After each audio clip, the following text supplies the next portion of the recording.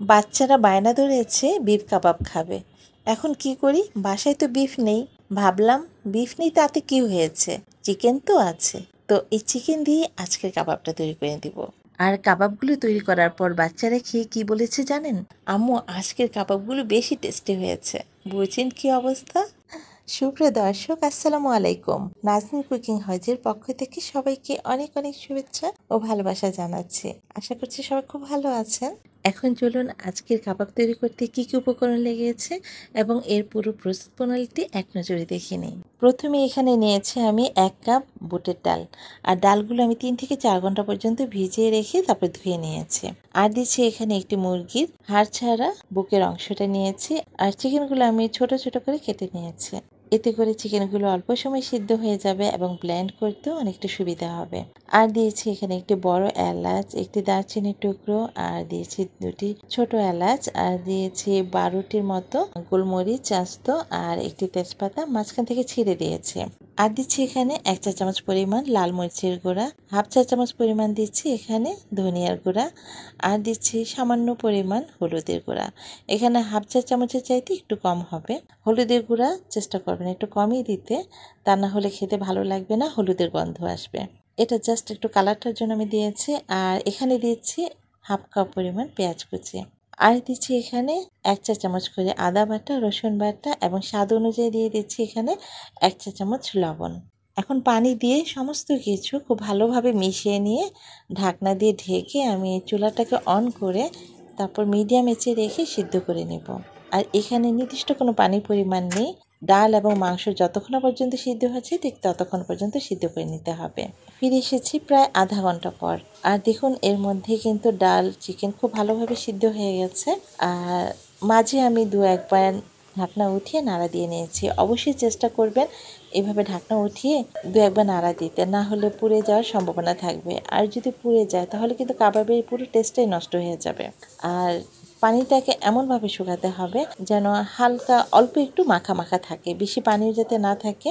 আর ডাল এবং চিকেনগুলো সিদ্ধ হওয়ার জন্য প্রথমে আমি এখানে 3 কাপ পরিমাণ পানি দিয়েছিলাম, কিন্তু মাঝে আমি একবার চেক করে দেখেছি ডালগুলো ভালোভাবে সিদ্ধ হয়নি। তাই আমি এখানে আরও 2 কাপ পরিমাণ পানি অ্যাড করেছি ডালগুলো সিদ্ধ হওয়ার জন্য। তো এখন চুলাটা অফ করে আমি এখান থেকে তেজপাতা, দারচিনি এবং এলাচি টুকরোগুলো তুলে নিচ্ছি।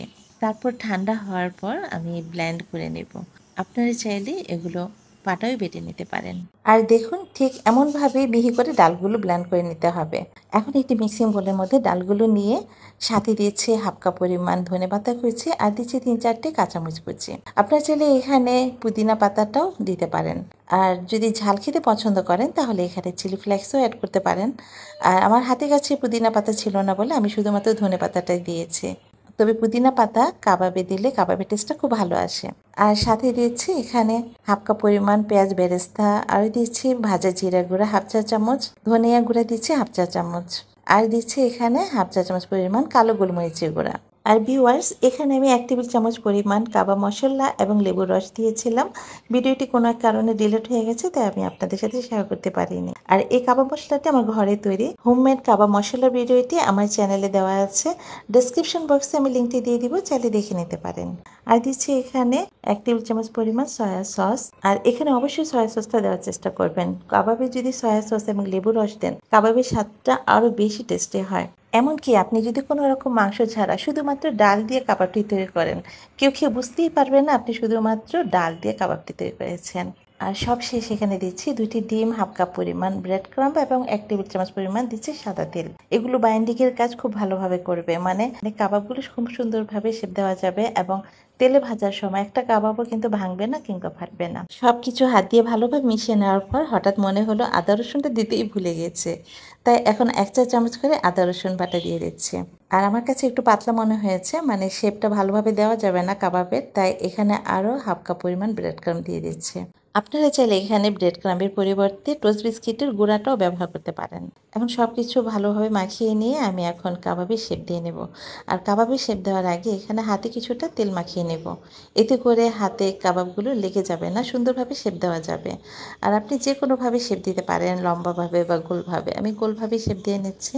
আর এখানে দেখুন কিছু আমি বানিয়ে নিয়েছি, এগুলো আজকে ভেজে নেব। আর কিছু এখানে আমি এভাবে কাবাব বানিয়ে রেখেছি, এগুলা সংরক্ষণ করব। আর সংরক্ষণ করার জন্য এগুলো এভাবে ঠিক ডিপ ফ্রিজে রেখে দিবেন। 7 থেকে 8 ঘন্টা পরে যখন একটু শক্ত হয়ে যাবে, এখান থেকে তুলে একটি এয়ারটাইট বক্সে রেখে দিতে হবে। তারপর যখন আপনি ভেজে নেবেন, এগুলো ডিপ ফ্রিজ থেকে 5 থেকে 10 মিনিট পর্যন্ত নামিয়ে রাখবেন। তারপর তেলে ভেজে নেবেন। আর চেষ্টা করবেন কাবাবগুলো একটু বড় করে এবং মোটা করে তৈরি করার জন্য, তাহলে খেতে এবং দেখতে দুটোই ভালো লাগবে। আর কাবাবগুলো তেলে ভেজে নেওয়ার আগেই কিন্তু আপনার তেলটাকে ভালোভাবে গরম করে নিতে হবে। যদি তেল ভালোভাবে গরম না হয়, তাহলে আপনি যদি কাবাবগুলো দেন, তাহলে কিন্তু এগুলো ভালোভাবে তৈরি করা যাবে না, মানে ফেটে যাবে বা কালার সুন্দর আসবে না। চুলা আঁচটা মিডিয়ামে রেখে কাবাবগুলো একটা একটা করে দিয়ে তারপর ভেজে নিতে হবে। আর একটা থেকে যেন আরেকটা একটু দূরে দূরে থাকে, একসাথে লাগিয়ে লাগিয়ে দিবেন না, তা না হলে লেগে যাবে এবং উল্টাতে যেয়ে একটু সমস্যা হবে। আর দেওয়ার পর আপনাকে নাড়াচাড়া কিছুই করতে হবে না, কিছুক্ষণ এভাবে রেখে দিবেন। তারপরে খুন্তি দিয়ে বা চামচ দিয়ে কোনো কিছু দিয়ে নাড়ার দরকার নেই, আপনি একটু ঘুরিয়ে দিয়ে তারপরে যখন দেখবেন যে একটু আলগা হয়ে উঠে আসছে, তখন একটু উল্টে পাল্টিয়ে দিবেন। আর তেলের পরিমাণটা একটু বেশি নেওয়ার চেষ্টা করবেন, যাতে কাবাবগুলো ডুবে থাকে তেলের মধ্যে। তাহলে দুই পিঠে খুব সুন্দরভাবে একইভাবে ভাজা হবে এবং কালারটা খুব সুন্দর আসবে। কাবাবের কালারগুলো এ পর্যায়ে আসলে একটু একটু করে কাবাবগুলো তুলে নিতে হবে তেল থেকে। আর দেখুন, মাশাআল্লাহ, আমার সবগুলো কাবাবই কিন্তু সুন্দরভাবে হয়েছে। একটা কাবাবও ফেটে যায়নি কিংবা ভেঙে যায়নি। তো বাকি কাবাবগুলো আমি ঠিক একইভাবে ভেজে নেব। আর আমি যে পরিমাণ ডাল এবং চিকেন নিয়েছি, এতে করে আমার এখানে টোটাল 22টার মতো কাবাব হয়েছে। অনেকেই কমপ্লেন করে যে কাবাব তৈরি করতে যেয়ে অনেক সময় ফেটে যায় কিংবা ভেঙে যায়। আমার প্রতিটি টিপস যদি আপনারা ফলো করেন, তাহলে দেখবেন ইনশাল্লাহ আপনাদের কাবাব একটাও নষ্ট হবে না এবং ভাঙবে না। তো আমার ভিডিওটি যদি আপনাদের ভালো লেগে থাকে, তাহলে চ্যানেলটি সাবস্ক্রাইব করে নিয়মিত চ্যানেলের সাথেই থাকবেন। আজকের মতো এখানে বিদায় নিচ্ছি। সবাই ভালো থাকুন, সুস্থ থাকুন। আল্লাহ হাফিজ।